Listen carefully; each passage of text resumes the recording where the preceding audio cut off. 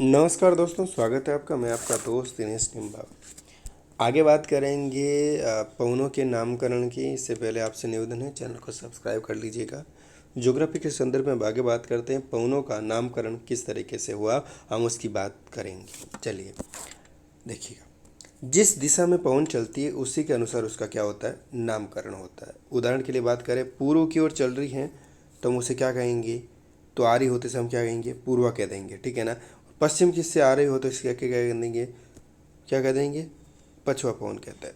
East से आ रही है तो पूर्वा, और वेस्ट से आ रही है तो पछुआ, ठीक है ना।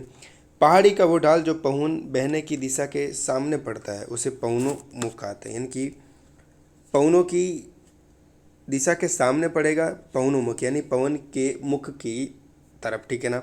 और जो पवन दिशा बहने के जो विपरीत पड़ेगा उसको क्या कहेंगे, विमुख कह देंगे। सम्मुख ढाल वाला सामने सम्मुख ढाल वाला हो गया और पवनोन्मुख हो जाएगा, और जो पिछला ढाल होगा पवन उतरती है जहाँ से, विमुख ढाल हो जाएगा। अब पवन का वेग देखते हैं, वेलोसिटी, वाइंड वेलोसिटी देखें। तेज गति से चलने वाली पवनें जन धन को भारी क्षति पहुंचाती है। इसका प्रमुख कारण पवन का वेग होता है। वायु के वेग तथा वायुदाब के संबंध को निम्नलिखित सूत्र द्वारा दे सकते हैं, यानी कि वायुदाब बराबर वेग स्कोर इनटू में स्थिरांक। यदि पवन जो है, पवन का वेग मान लेते हैं कि 10 मील प्रति घंटा हो, पवन का वेग 10 मील प्रति घंटा हो और वायुदाब 0.4 पौंड हो, तो प्रति पौंड जो प्रति वर्ग फुट होता है। किंतु यदि पवन के वेग में 10 गुनी वृद्धि कर दी जाए तो उसके दाब में 100 गुना वृद्धि हो जाती है, यानी कि सीधा स्कोर, ठीक है। अर्थात पवन वेग से 100 मील प्रति घंटा होने पर इसका दाब 40 पौंड वर्ग फीट हो जाता है। 1805 में एडमिरल बोफर्ट ने वायु वेग मापक का आविष्कार किया। किसने किया था, बेफर्ट ने किया था या बोफर्ट ने किया था। ये मापक मूलतः नाविकों के प्रयोग के लिए बनाया गया था। इस मापक पर 0 से 12 तक के अंक दिए गए थे, जिसे बढ़ाकर अब 17 कर दिया गया। पहले क्या था, 0 से 12 तक, अब कितना कर दिया, 0 से 17 तक।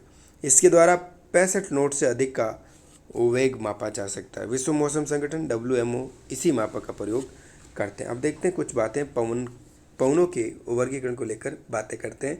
इंपॉर्टेंट रहने वाली हैं ये वीडियो, आपको ज़रूर देख लीजिएगा। पवनों का वर्गीकरण किस तरीके से होता है ये देखते हैं। पवनों के चलने के अनुसार उन्हें मुख्यतः 2 वर्गों में रखा जाता है, ठीक है। एक तो जो पवनें वर्ष भर चलती है वो, ठीक है, उन्हें प्रचलित पवनें कहेंगे।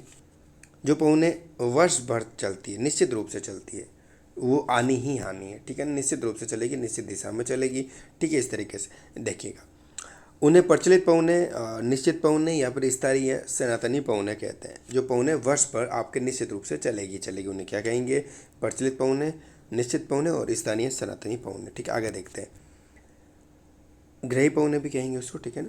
जिन पवनों के चलने का क्रम नहीं होता, मौसम अनिश्चित होता, उन्हें अनिश्चित पवन कहते हैं। इनके अंतर्गत मौसमी क्रम से चलने वाली मानसून स्थानीय पवने हो जाएगी, और स्थानीय पवने चक्रवात, प्रति चक्रवात वगैरह आ जाते हैं। अब देखते हैं स्थायी या सनातन या ग्रही पवने जो स्थायी रूप से होती हैं, स्थायी रूप से चलने वाली पवनों को देखते हैं।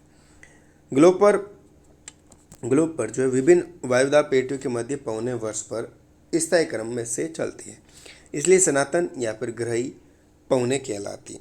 इनमें डोलड्रम हो जाएगा, व्यापारिक हो जाएगा, पछुआ हो गई, दूरवी पवने, ये पवने सुनिश्चित पेटियों में चलती हैं, ठीक है। आगे बात करते हैं, हम देखते हैं डोलड्रम। सबसे पहली डोलड्रम पेटी की बात करेंगे, शांत पवन पेटी की बात करेंगे। डोलड्रम पूछा जा सकता है डोलड्रम रेखा किसे कहता है।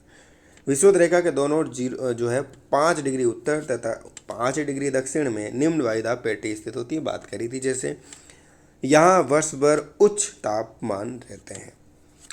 उष्ण धरातल के संपर्क में वायुमंडल की निचली परत गर्म हो जाती है, बताया था आपको। तापमान सबसे ज़्यादा रहता है तो ये जो परत होगी धरातल की, ये क्या हो जाती है, गर्म हो जाती है। वो वायु फैलकर ऊर्ध्वाधर रूप में ऊपर वायुमंडल में पहुंच जाती है, ठीक है ना। तथा ऊपरी परतों की ठंडी वो जो वायु होती है वो देखिए गर्म तो ऊपर उठ जाती है हल्की होने के कारण, ठंडी होती है, भारी होती है, इसलिए धरातल पर नीचे की ओर उतरती है, ठीक है। इस प्रकार वायु का लंबवत रूप से संचरण होता है, क्षैतिज गति नहीं होती है। इस पेटी में कोई हलचल नहीं होती है, इसलिए ये शांत पेटी होती है, कोई हलचल इसमें नहीं होती है। वैसे इस पेटी का विस्तार ऋतु के अनुसार बदलता रहता है। कई स्थानों पर ये पेटी व्यापारिक पवनों या मानसून पवनों के प्रभाव में आ जाती है। हिंद तथा प्रशांत महासागर के मध्यवर्ती भाग में उत्तर और दक्षिण से आने वाली व्यापारिक पवनों का अभिसरण जो है होता है। इस क्षेत्र को अंतरा उष्णकटिबंधीय ये पूछा जाता है कई बार।